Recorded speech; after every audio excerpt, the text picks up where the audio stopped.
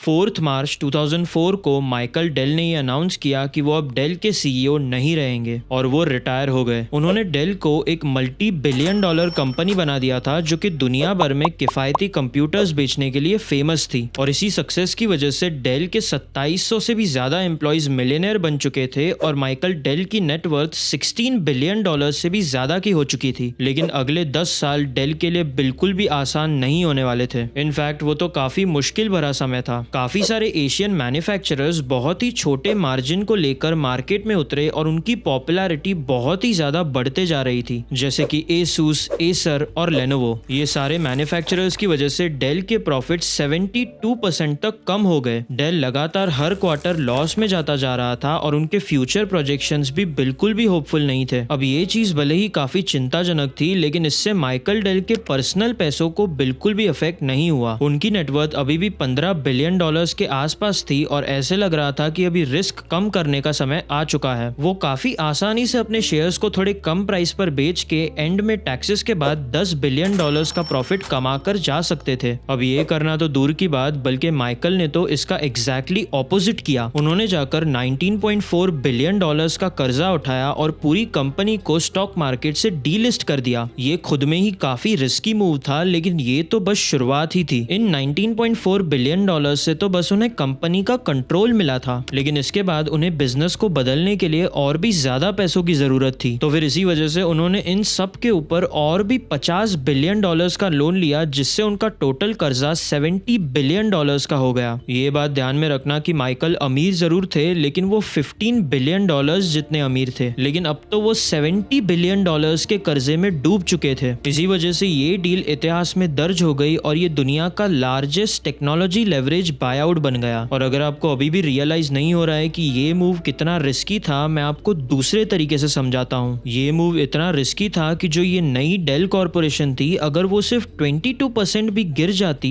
तो फिर जिन्होंने भी माइकल को कर्जा दिया था वो उनके पूरे पैसों को हड़प सकते थे। और क्योंकि प्रॉफिट्स ऑलरेडी 72% गिर चुके थे, तो फिर 22% और गिरना इतनी बड़ी बात भी नहीं होती। लेकिन इस सब के बावजूद माइकल ने ये डील ऑफ द सेंचुरी को करने का फैसला किया। पूरे कंपनी को रीइन्वेंट करने के बाद माइकल ने डेल को लेट 2018 में फिर से शेयर मार्केट पर लिस्ट कर दिया और आज डेल का शेयर अपने ऑल टाइम हाई को छू चुका है और उसकी मार्केट कैप $61 बिलियन हो चुकी है। माइकल के पास डेल के लगभग 52% शेयर्स हैं, जिससे माइकल की नेटवर्थ एक अच्छी खासी $32 बिलियन होती है, जो कि एक डिक्लाइनिंग कंपनी के लिए एक काफी अच्छा टर्न अराउंड है। लेकिन ये पूरी कहानी नहीं है, क्योंकि माइकल की नेटवर्थ एक्चुअली में $32 बिलियन नहीं है। माइकल की नेटवर्थ एक्चुअली में है $86.6 बिलियन, जिससे आज वो दुनिया के 15th रिचेस्ट मैन है। तो फिर ना कि माइकल ने सिर्फ डेल को टर्न अराउंड किया है, बल्कि वो अपने खुद के पैसों को डेल से अलग करके $15 बिलियन से लेकर अभी $86.6 बिलियन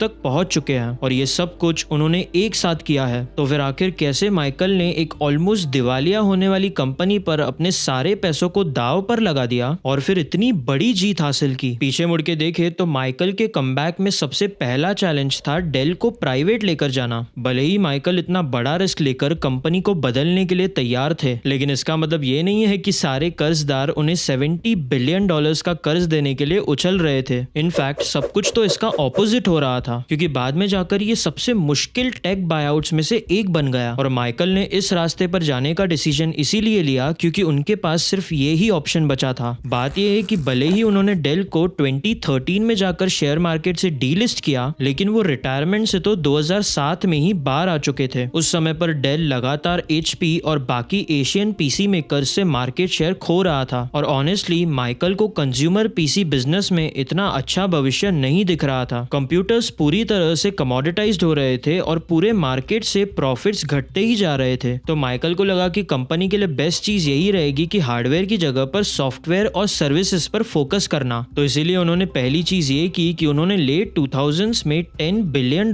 को खर्च किया कंपनीज को अक्वायर करने में। इसमें इंक्लूडेड है पेरो सिस्टम्स का एक्विजिशन, जो कि उन्होंने $3.9 बिलियन देकर खरीदी थी 2009 में। और ये स्ट्रेटेजी एक्चुअली में काफी अच्छे से काम कर रही थी। सिर्फ 5 सालों के अंदर ही डेल ने उस $10 बिलियन की इन्वेस्टमेंट को, जो कि उन्होंने नॉन पीसी बिजनेसेस में की थी, $21 बिलियन के बिजनेस में कन्वर्ट कर दिया और उनके पास उसे एक 30 से $40 बिलियन का बिजनेस बनाने का एक बहुत अच्छा चांस था, लेकिन इससे मार्केट को तो बिल्कुल भी फर्क नहीं पड़ रहा था। सारी की सारी मीडिया हेडलाइंस डेल के घटते हुए मार्केट शेयर और घटते हुए प्रॉफिट्स के बारे में ही थी, जिसकी वजह से डेल में इन्वेस्टर्स का भी कॉन्फिडेंस कम होते जा रहा था। इन्वेस्टर्स को ऐसे लग रहा था कि पीसी बिजनेस को बढ़ाने के बजाय या फिर स्मार्टफोन्स की नई दुनिया में कम्पीट करने के बजाय डेल कंपनी का ध्यान भटक रहा था और वो काफी अनरिलेटेड बिजनेसेस में बहुत सारे पैसों को डाल रहे थे और इसी वजह से उनका स्टॉक प्राइस बहुत बुरी तरीके से गिर रहा था। एक समय पर 2004 में जब उनका स्टॉक $40 का था, वो 2012 में सिर्फ $12 के प्राइस पर ट्रेड कर रहा था और इन्वेस्टर्स को इस दलदल से बाहर निकलना था। इनफैक्ट डेल का जो सेकेंड लार्जेस्ट शेयर होल्डर था, साउथ ईस्टर्न एसेट मैनेजमेंट, उन्होंने माइकल को कॉल किया और कहा कि वो सही दाम पर अपने शेयर्स को बेचने के लिए तैयार हैं। और इस बातचीत की वजह से ही माइकल के मन में ये सवाल आया कि क्यों ना वो डेल को पूरे स्टॉक मार्केट से ही डीलिस्ट कर दे। नेचुरली सुनने में तो ये सवाल ही गलत लग रहा था, जो कि असलियत में कभी नहीं हो पाएगा, क्योंकि आज तक इतना बड़ा बायआउट कभी भी नहीं किया गया था। इस सब के बावजूद माइकल ने इसे ट्राई करने का सोचा। इसके एक महीने के बाद माइकल एक टेक कॉन्फ्रेंस पर फेमस ईगॉन डर्बन से मिले, जो कि सिल्वर लेक पार्टनर्स के थे। आप में से मैक्सिमम लोगों ने ईगॉन डर्बन का नाम नहीं सुना होगा और मैं ये बताना चाहता हूँ कि ये प्राइवेट इक्विटी की दुनिया में एक लेजेंड माने जाते हैं। इन्होंने स्काइप में इन्वेस्ट किया, सीगेट में इन्वेस्ट किया और यही इंसान अवागो टेक्नोलॉजीज के भी पीछे हैं, जो कि बाद में जाकर एक $500 बिलियन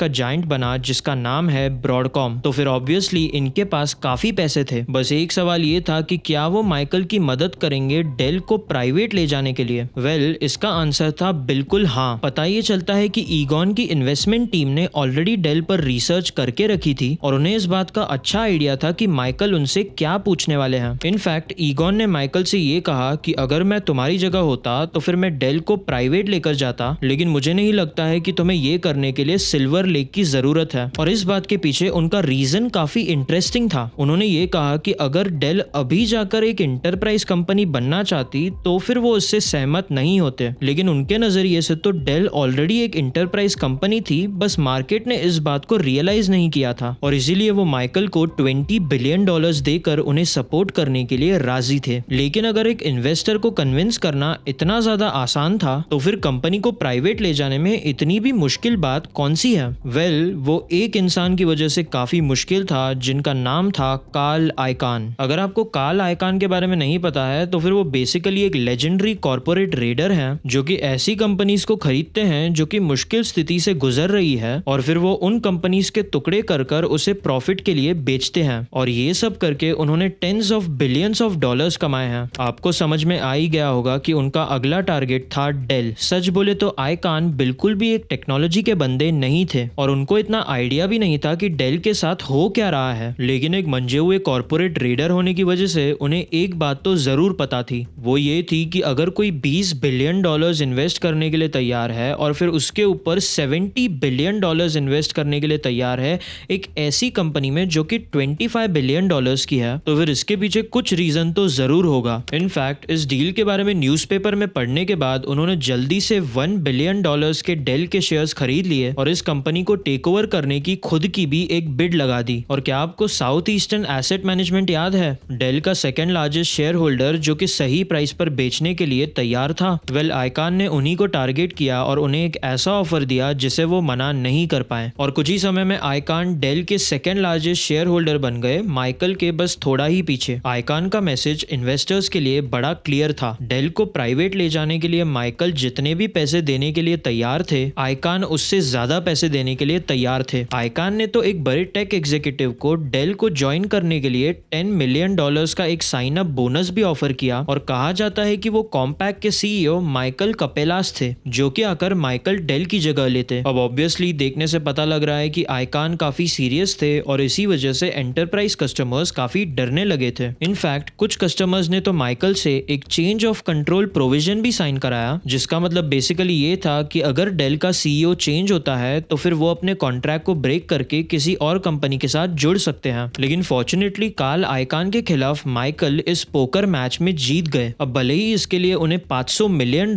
एक्स्ट्रा देने पड़े, लेकिन एंड में जाकर अक्टूबर 30, 2013 को माइकल ऑफिशियली डेल को प्राइवेट लेकर गए। सेलिब्रेट करने के लिए माइकल ने सारे एम्प्लॉइज में कपकेक्स बांटे, लेकिन असली चैलेंज तो अभी शुरू ही हुआ था। डेल ऑफिशियली रेवेन्यू के मामले में सबसे बड़ी कंपनी थी जो कि पब्लिक में लिस्ट होने के बाद फिर से प्राइवेट हो गई। इसका मतलब अभी वो दुनिया के सबसे बड़े स्टार्टअप थे और माइकल डेल को एग्जैक्टली ये ही चाहिए था। अब क्योंकि उनके पास डेल के 75% से भी ज्यादा शेयर्स थे तो फिर माइकल को किसी और को जवाब देने की जरूरत नहीं थी और अभी समय था पूरे लाइफ टाइम का सबसे बड़ा पिवट लाने का। लेकिन एक्चुअली में बिजनेस में माइकल का पहला गोल एंटरप्राइज में घुसना नहीं था बल्कि अपने कंज्यूमर पीसीज के बिजनेस को बचाना था। देखो, माइकल को पता था कि पीसीज बेचकर तो प्रॉफिट नहीं आने वाला है अनलेस आप एप्पल जैसी कंपनी हो और इसीलिए उन्हें पिवट करना था एंटरप्राइज मॉडल में। लेकिन इसका मतलब ये नहीं है कि वो पूरे कंज्यूमर बिजनेस को ही खत्म कर देना चाहते थे। इनफैक्ट माइकल को अच्छे से पता था कि कैसे कंज्यूमर बिजनेस को अच्छे से रेलेवेंट रखना है, लेकिन वो एक पब्लिक कंपनी में ऐसा बिल्कुल भी नहीं कर सकते थे। इसका सीक्रेट बेसिकली था अपने मार्जिन को जीरो कर देना और एक बिल्ड टू इन्वेंट्री अप्रोच को फॉलो करना। इसका मतलब बेसिकली ये है कि डेल आपके लैपटॉप या फिर पीसी को तब तक नहीं बनाएगा जब तक उसे आप ऑर्डर नहीं कर देते हो। इस मेथड से वो इन्वेंट्री रखने में अपने पैसों को बर्बाद नहीं कर रहे थे, मगर इस वजह से डेल के प्रॉफिट्स तो जीरो हो ही गए, लेकिन इसके ऊपर वो एक पैसा जलाने वाली कंपनी बन गई। लेकिन साथ ही साथ डेल इस वजह से एशियन मैन्युफैक्चरर्स के साथ compete कर पा रहा था और कंज्यूमर स्पेस में अपने ब्रांड को रेलेवेंट रख पा रहा था। और अब क्योंकि माइकल ने सफलता के साथ अपने ओरिजिनल बिजनेस को बचा लिया था तो फिर अब समय था एक नया बिजनेस बनाने का जो कि इन सब चीजों के लिए पैसे कमा पाए। वीडियो में आगे बढ़ने से पहले मैं ये कहना चाहता हूँ कि आप सभी लोग जो हमारे वीडियोस देखते हो